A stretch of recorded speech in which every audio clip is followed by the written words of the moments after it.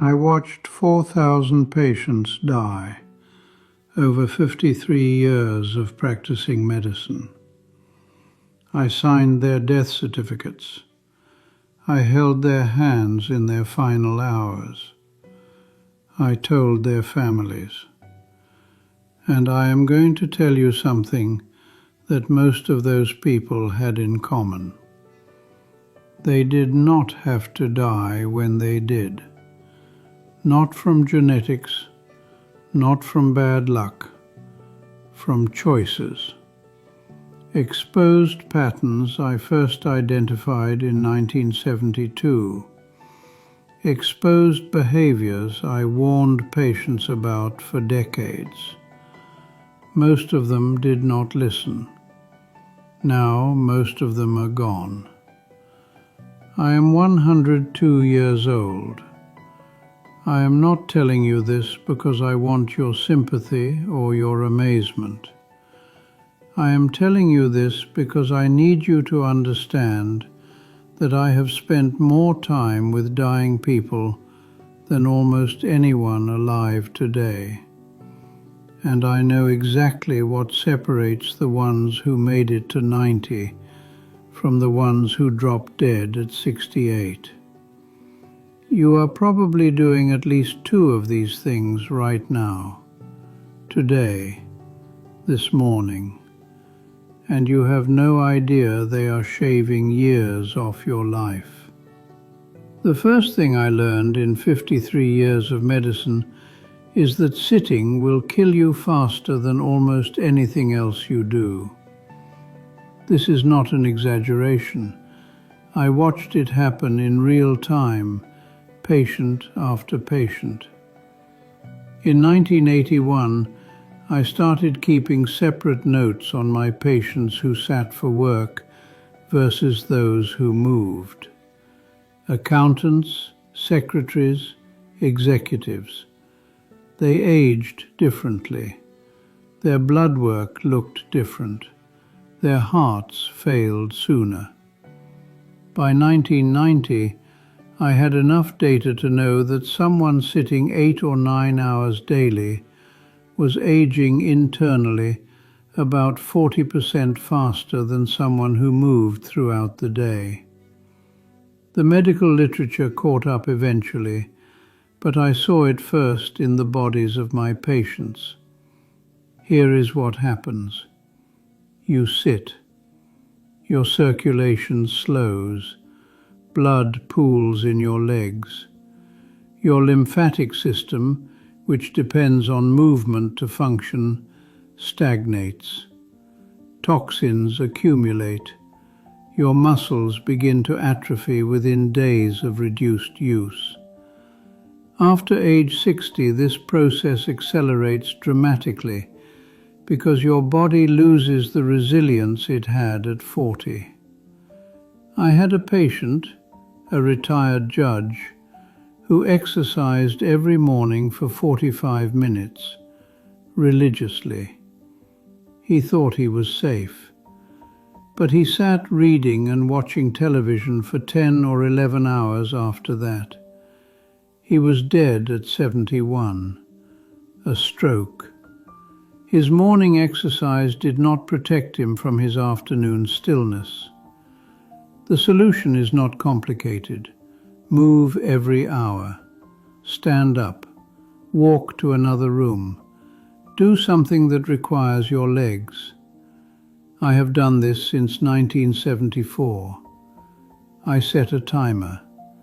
Every 50 minutes I get up. I am 102, and I still do this. The second pattern I identified was sleep. Not just getting enough sleep, but getting the right kind. I cannot tell you how many patients told me they only needed 5 or 6 hours. They said it with pride, like it was a sign of strength. It was a sign of delusion. Your brain requires 7 to 9 hours to complete its repair cycles. During deep sleep, your glymphatic system flushes out metabolic waste including the proteins associated with cognitive decline. When you consistently cut your sleep short, you are allowing these toxins to accumulate night after night after night. I watched patients who slept poorly develop memory problems a full decade earlier than those who slept well.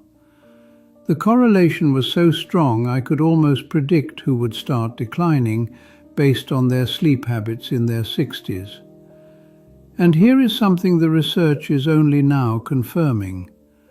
Broken sleep is worse than short sleep. Waking up 4 or 5 times per night, even briefly, prevents you from reaching the deep stages where restoration happens. Many of my patients did not even know they were waking. Their spouses knew, but they did not. If you wake up tired after 8 hours in bed, something is wrong. The third thing that kills people after 60 is loneliness. I know this sounds soft. It is not. Loneliness triggers a chronic stress response in your body. Your cortisol remains elevated. Your immune function decreases. Your inflammation markers rise. I had patients who were otherwise healthy but lived alone with no meaningful connections. They deteriorated faster than patients with serious chronic conditions who had strong social bonds. The data on this is overwhelming now, but I saw it clinically for decades. Humans are not designed to be isolated. After 60, when you lose a spouse or friends start dying, the risk of isolation increases dramatically. You have to fight it actively. Join something, call someone. Do not let weeks pass without a real conversation. The fourth pattern involves food, and this one makes me angry because the advice my profession gave for 40 years was wrong. We told people to eat low fat. We told them whole grains were healthy. We told them orange juice was good for them. We created a generation of seniors eating toast and jam and cereal and wondering why their blood sugar was out of control. After age 60, your metabolism changes. Your insulin sensitivity decreases. Your ability to process carbohydrates diminishes. Foods that were fine at 40 become inflammatory at 70. I changed my own diet at 65 when I started seeing the patterns. I eliminated most processed carbohydrates. I increased healthy fats. I focused on vegetables and protein. My inflammatory markers dropped within 3 months. I recommend the same to my patients who would listen. Most would not. They trusted the old advice. Many of them are gone now. The fifth thing is chronic worry. This one is subtle because it does not look like a health problem. It looks like a personality trait. But constant low-level anxiety keeps your stress hormones elevated in a way that damages every system in your body. I had patients who were retired, comfortable, surrounded by family, and still spent hours every day worrying about things they could not control. Their bodies aged faster, their sleep was worse, their immune systems were compromised. Learning to let go of what you cannot control is not just good psychology, it is survival. I want to tell you something about my wife. She died 8 years ago. We were married for 61 years. She did not follow any of this advice.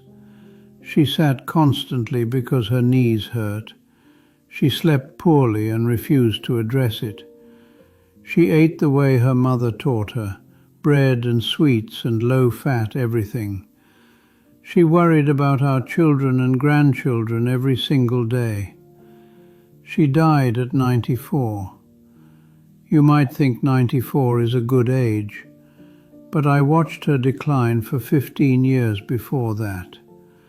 I watched her lose her mobility, her sharpness, her independence. Those final years were not a gift. They were a slow diminishment. She could have had another decade of real life. She chose not to change. I am 102.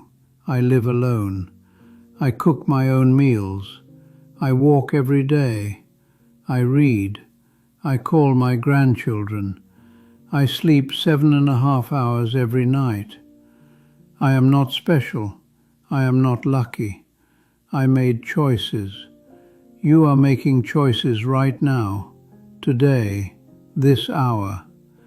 And I am telling you from 53 years of watching people die that those choices matter more than you want to believe. You do not have to change everything. Pick one thing. The sitting or the sleep or the isolation or the food or the worry. Fix one and the others become easier. I have buried 2 of my 3 children. I have buried my wife. I have buried 4,000 patients. I am still here. And I am telling you that most of the people I buried did not have to go when they did. You are still here too. What are you going to do about it?